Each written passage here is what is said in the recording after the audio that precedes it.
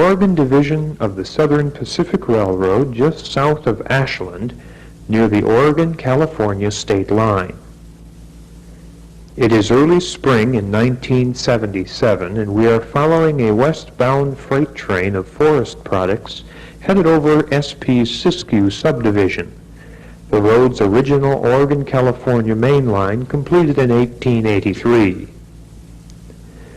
This line's 3.3% grade with curves up to 12 degrees was replaced in the late 1920s with the present main through Klamath Falls. Helper engines are normally stationed in Ashland to assist these freights over the hill and will continue on through to Dunsmuir, California, 90 miles to the south.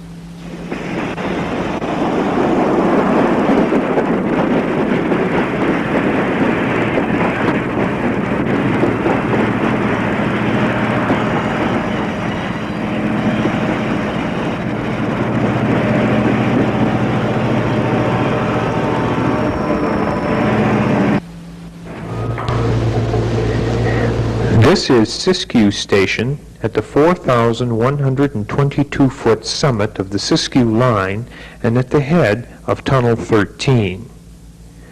Tunnel 13 is the scene of America's last great train robbery in the early part of this century.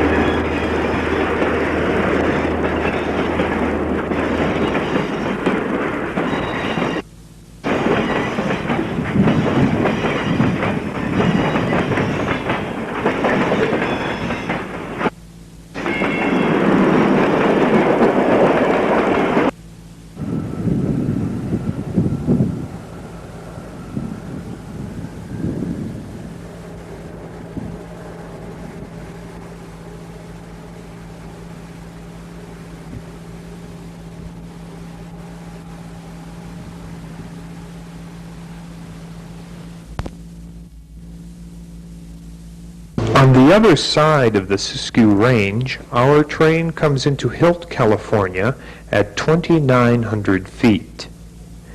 Note the use of semaphore signals on the Siskiyou subdivision.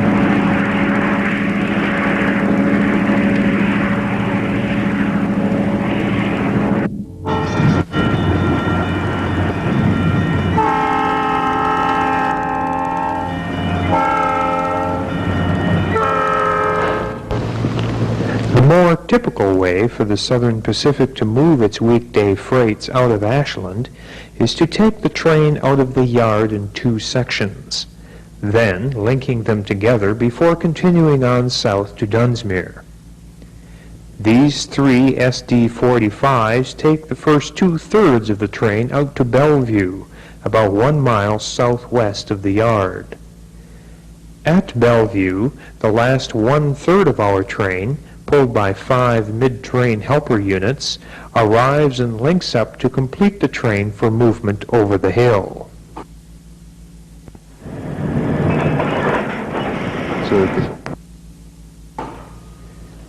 The summer of 1977 was unusually dry, and this condition, coupled with the railroad's operation through miles of national forest land, led the Southern Pacific to using sprinkler cars on the lead end of its daytime freights over the Siskiyou Mountains, as well as on the coast and Cascade Ranges.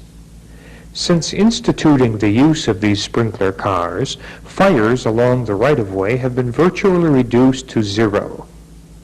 Here at Steinman Siding, about 1,000 feet above Ashland, we see the 3 lead units followed by the 12,500-gallon sprinkler cars as the train moves up the hill.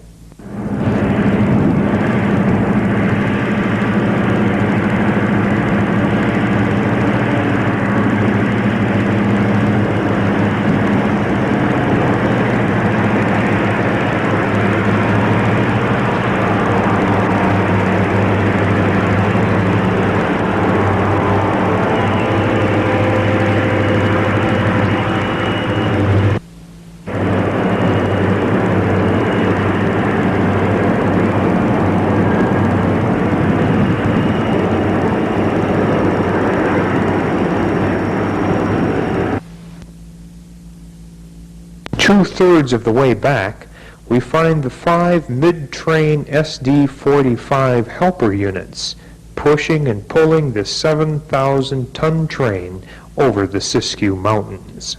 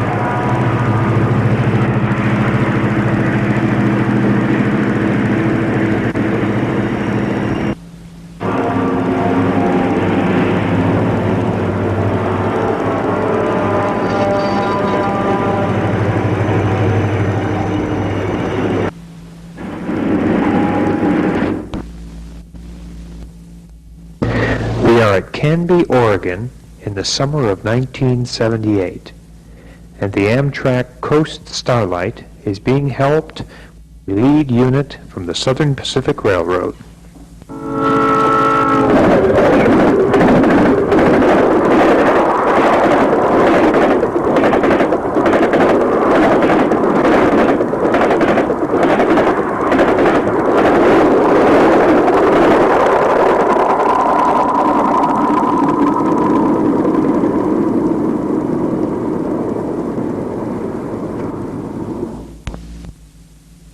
Here, the same Coast Starlight is leaving Union Station in Portland, Oregon, bound for Seattle.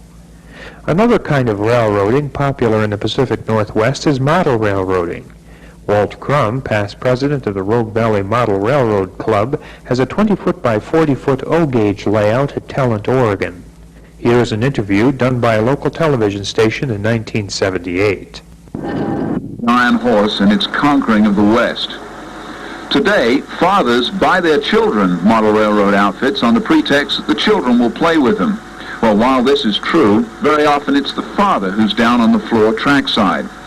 Walt Crum has had this layout in Talent for at least 4 years, but he's been involved in the hobby for many more years than that. He says it interests him because it's a very varied hobby. You can either go into the into the railroading itself, the building of the layout, the electrical end of it, the scenery, anything you want to add. It's a non-ending hobby. You never finish. It goes on for years, and you just put your spare time in instead of some other activity. What about the cost? Oh, the cost varies all the way from a few dollars to a few $100,000. It depends on how much you want to put into it. The hobby today is such that you can buy the tailor-made plastic kits for little or nothing, or you can buy the brass locomotives maybe as high as $2,500. There's one big advantage with model railroading. They very rarely go bankrupt.